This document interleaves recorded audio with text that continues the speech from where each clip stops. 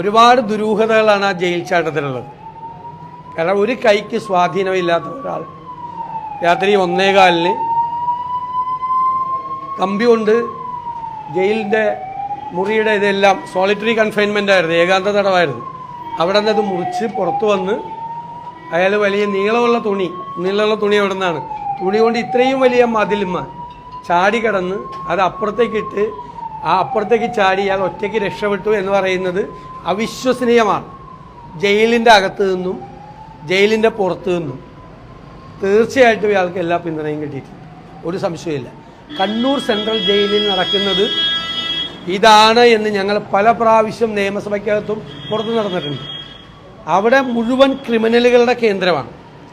ആ ക്രിമിനലുകൾക്ക് കൊട പിടിച്ചു കൊടുക്കുകയാണ്. TP ചന്ദ്രശേഖരൻ വധക്കേസിലെ പ്രതികൾക്കുൾപ്പെടെയുള്ള എല്ലാ സഹായവും ഗവൺമെൻറ് ചെയ്തു കൊടുക്കുകയാണ്, ജയിലധികൃതർ ചെയ്തു കൊടുക്കുകയാണ്.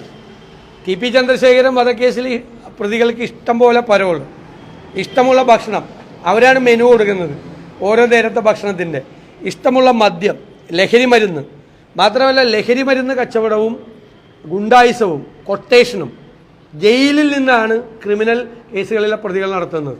ഏറ്റവും ലേറ്റസ്റ്റ് ഫോണാണ് അവരിലിരിക്കുന്നത്. ഏറ്റവും, ഞാൻ പറയില്ല ബ്രാൻഡ്, ഞാൻ പറയില്ല, ഏറ്റവും ലേറ്റസ്റ്റ് ഫോണുകളാണ് അവരുടെ കയ്യിലിരിക്കുന്നത്. അവർ കിരീടം വയ്ക്കാത്ത രാജാക്കന്മാരെ പോലെ ജയിലിലിരിക്കുകയാണ്. ആ ജയിൽ എന്ന് പറയുന്നത് ഈ തടവുകാരായ ക്രിമിനലുകൾക്ക് വേണ്ടിയിട്ട് തീരെഴുതി കൊടുത്തിരിക്കുന്ന ഒരു ജയിലാണ്.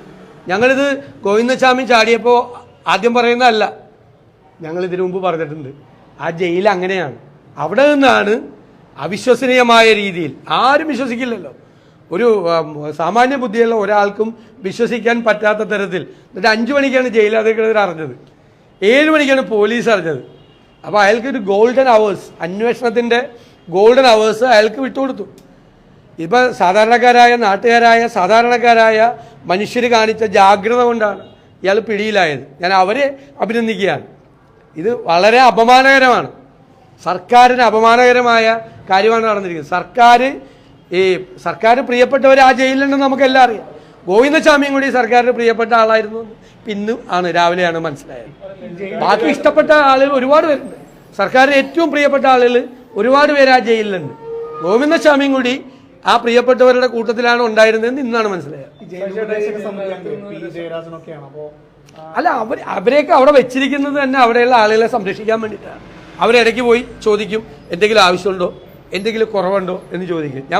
ഞാൻ തമാശയായിട്ടോ അതിശയോക്തിപരമായിട്ടല്ല പറഞ്ഞത്. പുറത്തു നിന്നാണ് അവർക്ക് ഭക്ഷണം കൊടുക്കുന്നത്, അവർ കൊടുക്കുന്ന മെനുവാണ്, മനസ്സിലായില്ലേ? എന്ത് ഭക്ഷണമാണ് കഴിക്കേണ്ടത്?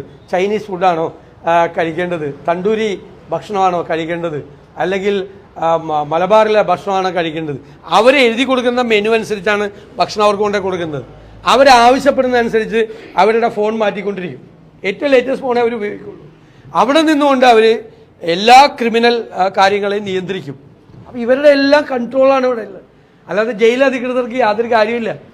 അല്ലാതെ ഇയാൾ അവിടെ നിന്ന് രക്ഷപ്പെടില്ലല്ലോ. ഇവിടെ നിന്ന് അയാൾക്ക് അവിടെ നിന്ന് രക്ഷപ്പെടാൻ, ഇയാളെ പോലത്തെ ഒരാൾക്ക്, ഇത്രയും ഒരു കൈക്ക് സ്വാധീനം ഇല്ലാത്ത ഒരാൾക്ക്, ഏകാന്ത തടവിൽ കിടന്നിരുന്ന ഒരാൾക്ക്, അതിൽ എത്രയോ ദിവസം കൊണ്ടായിരിക്കും ഇത് മുറിച്ചെന്ന് പറയുന്നത്. ഇത് മുറിച്ച് കമ്പി കൊണ്ട് ഇത് മുറിക്കുന്നത്. ഇയാൾക്ക് ഇത്രയും നീളത്തിലുള്ള തുണി എവിടെയാണ് ജയിലിൽ കിട്ടുന്നത്? ജയിൽ ചട്ടങ്ങളിൽ തന്നെ ഉണ്ട്. അതായത് വല്ല തൂങ്ങി മരിക്കാൻ പറ്റാവുന്ന സാധനങ്ങളൊന്നും പാടില്ല, അത്രയും നീളത്തിലുള്ള തുണിയൊന്നും കൊടുക്കാൻ പാടില്ല. വല്ല ജയിലിൽ വന്നു കഴിയുമ്പോഴേക്കും ഒറ്റയ്ക്കാവുമ്പോൾ വല്ല മരിക്കാനുള്ള ടെൻഡൻസി ഉണ്ടായല്ലോ, അതൊന്നും പാടില്ല. കയറ് പാടില്ല. ഇവിടെ കയറുണ്ട്, തുണിയുണ്ട്, നീളത്തിലുള്ള അല്ല ബെഡ്ഷീറ്റ്.